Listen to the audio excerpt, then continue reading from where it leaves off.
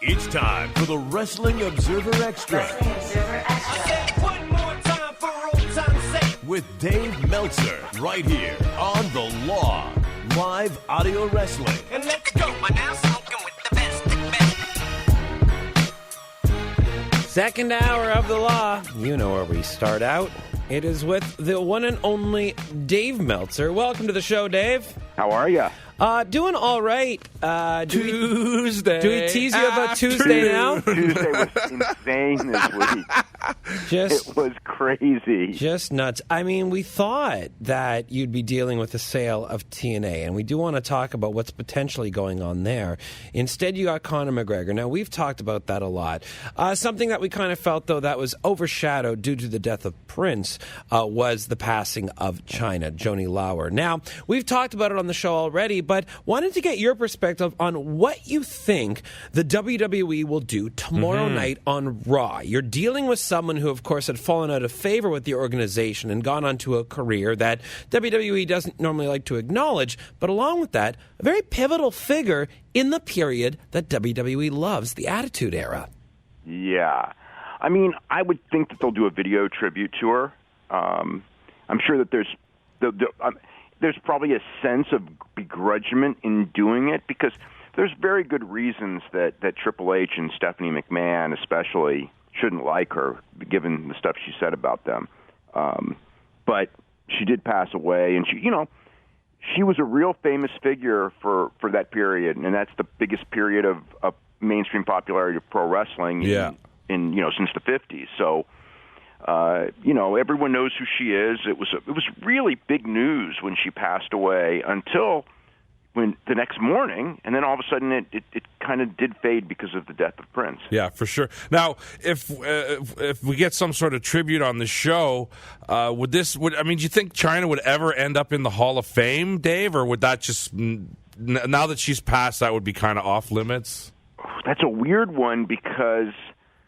If she's not, there's going to be people pushing for it. Right. They've kind of tried, like with Randy Savage, which is a perfect example. Which Randy Savage was, a million times bigger star, I think, than Chyna. Yeah.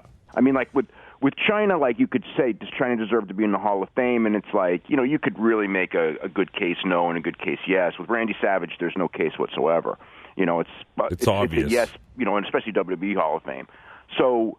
With Savage, it was, they had to, but, it was after he passed away. With Chyna, yeah, I could see it. But with Savage, if it wasn't so much, if there wasn't so much controversy, I think they could have gone without Savage. I think with Chyna, it's the same thing. I think that they may do it next year. It would be really awkward. It's a tough really one. Awkward, though. Yeah. Well, Dave, though, let's think about this, though. Technically, it's really bad to say, but technically, there's more likelihood of her going in now that she's gone because then she won't be there. There was no likelihood of her going in when she was alive. Right. At least now. I mean, like in 15 years, who knows? In 10 years, who knows? But for the next 3-4 years, there was no chance. Yeah. All right. So probably video package tomorrow is what I think we're all kind of thinking. Now let's talk about TNA Impact Wrestling. Yeah. Last week, the news broke that they were up for sale, and there was an investor that were paying for the tapings. Aerolux Marketing out of Tennessee, involving Ron and Don Harris. I believe this came out on Monday. That they are one of the potential players here, and they were the one that were funding some of TNA's talent coming in, and they do the production as well. So is this basically a done deal, or Brian was talking about a second potential bidder here? There might be a second and even a third. Really? Wow! But I'm not sure. I've heard rumors of. I mean. There's rumors going around of two, and one of them I don't know the identity of, and the other one it's I really don't want to talk about it because I don't want to be wrong. Mm-hmm. But is it wrestling based? Can you give us that? It would be TV based. Put it that way. TV based. Interesting. A TV station that would obviously use in some form. I mean if there's something to it, it would be a TV station that would be able to. Like cross-promote it internationally and put it on, and they would run it kind of like how Turner ran WCW with the idea that you would clean house, but you would have this wrestling company that you could do wrestling with, so to speak. But it would be a completely different product, or it could even be merged with another product, for that matter. Now, one of the companies, the Summit Strategic Investments, some company that kind of takes troubled properties and kind of retransforms them and sells them off to someone else. I mean, to me, this would seem like quite the chore to be able to transform the troubled asset that's TNA. I mean, could some company just come in like this and transform TNA? I don't think it'd be easy because the problem is they have no momentum and they're on a weak station. And they don't have a big viewing audience right now. And it's not like they're going to do any business on pay-per-view. It's not like they're going to do any house show business unless they get something hot. And it's not impossible. We've seen companies turn around. But it's not going to be easy. And if you don't have I don't think I've ever seen anyone turn around without people who knew wrestling. Yeah. So you would have, you'd have some people who were clever with wrestling, who had the right timing. And you'd have to have those signature stars. And I suppose, if you talk Kurt Angle into coming back, but even, even so, it's like with Kurt, I mean, he, they had Kurt Angle all the way down. I mean, and they had Kurt Angle for years, and it really meant nothing anyways. Oh, it did when he got what I mean. So it's like who is the signature star? I mean, it's not like you're going to raid John Cena and then that changes, or something like that, or you're going to get Dave Bautista away from Hollywood. Or it's, and then he wouldn't be the signature star, I don't think. No, and I mean, what about the prospect of? I mean, we always talk about taking maybe some more unknown talent, but just building them up properly. But again, that's tough too when you don't have any TV.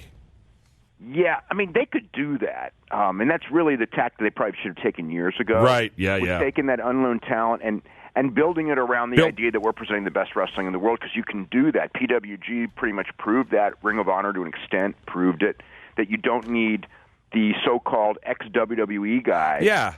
And you can go in there and just present really good wrestling, and you're going to have you're not going to do WWE business, but you can do a good business. Yeah, I think that was one of TNA's problems, is that it was always seen as kind of like the dumping ground for ex-WWE stars rather than a place, creating their own stars. And I think that might, is an approach they should think about.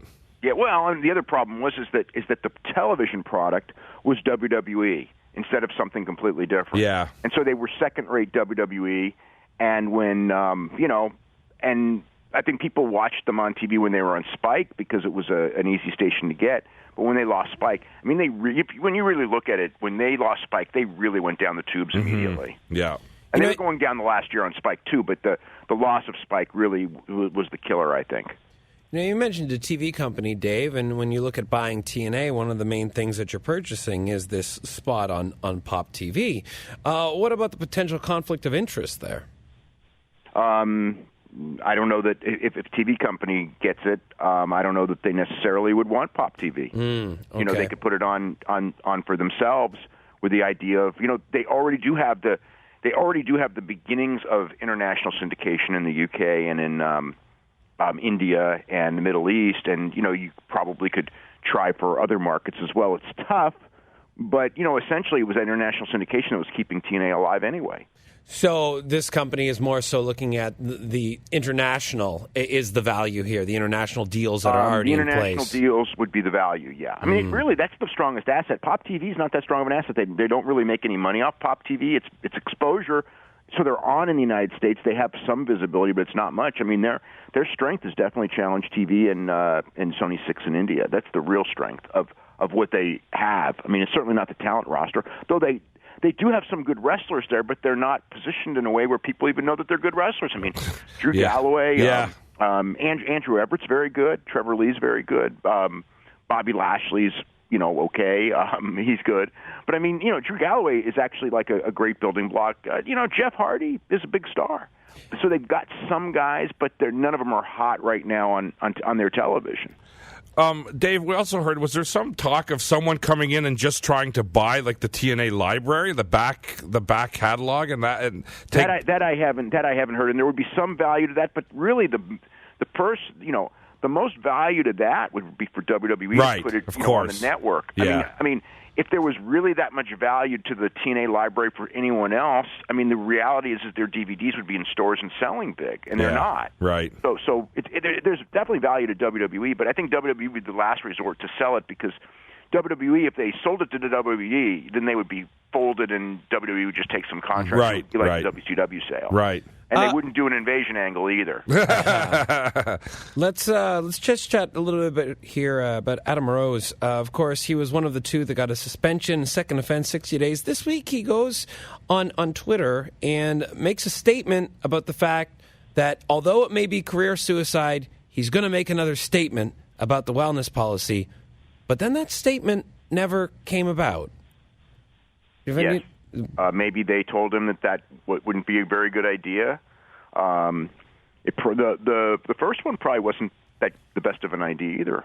So I don't know what will happen. I mean, if we don't hear anything this week, I think that he pretty much got shut down and told, like, look, if you put it up, it is career suicide. If not, maybe it's not. That's probably his choice. I don't know. And he's already been replaced in the social outcast. Yes. Well, it's a temporary thing. We'll find out. You know, for 60 days. I mean, I think TV this week will be interesting because if Victor's just full-fledged social outcast, I think that spells real bad news for both Connor and Adam Rose because they're going to be gone for 60 days unless, you know, and if Adam Rose lost his spot, I don't know what spot he'd get. And Connor without Victor, I mean, I suppose they could repackage him, but, you know, it's not going to mean anything. No. Yeah, no, not at all. It doesn't mean anything even if they don't repackage him. The Ascension was just going nowhere. Yep. The social outcasts were at least doing a little bit of television comedy. Yeah, they're fun. I find them quite the fun act, actually. Lucha Underground, the tapings are going on for Season 3, and we had quite the injury that transpired that got out. Dragon Azteca facing Matanza, and Matanza decided to do his best impression of Bill Goldberg for all the wrong reasons. Yeah. So what was the situation here, Dave? He was supposed to punch through a window, and he chose the non-gimmicked window? I don't think he chose. I think he just made a mistake. He didn't choose to punch through a real glass window. No, that's what I mean. Yeah, it was a mistake. Something wasn't set up properly. Yeah. There was a miscommunication here because he cut a vein in his arm, correct? And there's a lot of blood. Correct. He needed 5 or 6 stitches. It wasn't as bad. I mean, like in the building, you know, they had to rush him out with an ambulance, and it looked really, really bad. When he got to the doctor, he got good news, and that it wasn't so bad. And he may even be wrestling at the tapings next week, but he'll be at the tapings next week. So he dodged a bullet, I guess is the best way to put it, because it you know, they wrapped that thing up. I guess because the vein, the blood was everywhere, and that's why it looked so gruesome to people who were in the stands and to everyone backstage. Well, he is lucky because when Goldberg did that spot with the limousine, he was out for quite a while. He was out for months. Yeah. It killed his momentum, if you remember. Yeah. Almost ended his career. Let's chat about it. So Samoa Joe has won the NXT title and from Finn Balor on a house show, which is a novelty in itself and is kind of cool. Mouth and I were discussing that's something they used to do in the territories, right? And you know, you just do that on a house show. It makes house shows seem important. Yeah. The big question. I think it's a great idea to do it that way. Yep. The big question that's come out of this, though, is Finn Balor dropping the title. Immediate rumors come about that he is headed up to the main roster. There's the Bullet Club that is happening. Do you know any status in regards to Finn Balor? Should I stay or should I go? Well, I mean, he's going to be there at some point, but I mean, it's going to be this Monday. I don't know that it is. I don't think so. Well, it seems really, Dave, like not the best time because, I mean, we've just brought up a whole bunch of people. They're focusing on them nicely. I mean, I would he might kind of get lost in the shuffle now with so many new faces. But if it's a whole Bullet Club thing, then it would the timing actually would work. But he's booked on that. You know, he's a key guy being advertised on that June UK tour. But you know, I mean, he could go on the main roster and then still do the tour, miss a week and do the UK tour. I mean, he's a cornerstone of the NXT house shows, but that can change. They've got Nakamura. They don't need Balor as much as they did before Nakamura at this. So I mean, he could go, but my gut would just tell me that they would wait until after June. But you know, I mean, yeah, he could be there tomorrow. I mean, he teased at first, see you on Monday, and then in Poughkeepsie last night. He did an interview saying that he's staying in NXT for a long time. So he's just out there throwing mixed messages and trying to confuse, you know, trying to play a game. The with Jericho the ploy. Yes, very much Jericho. Yeah. All right, Dave. We got to wrap up for this week. The Observer. I guess you'll have a story on China, of course, and TNA. Chyna and Conor McGregor, yeah, those are like going to play the big stories unless something else happens. Well, we'll see what Tuesday brings Tuesday's about. only a couple days away. Yeah. I know. Can you imagine? All right. Well, we'll talk to you next week at the same time. After Okay, have a Payback. great After Payback, that's right. Yep. We're looking forward to that one. Yep. Great. Have a great week, Dave. WrestlingObserver.com is where you can find all of Dave's work, of course.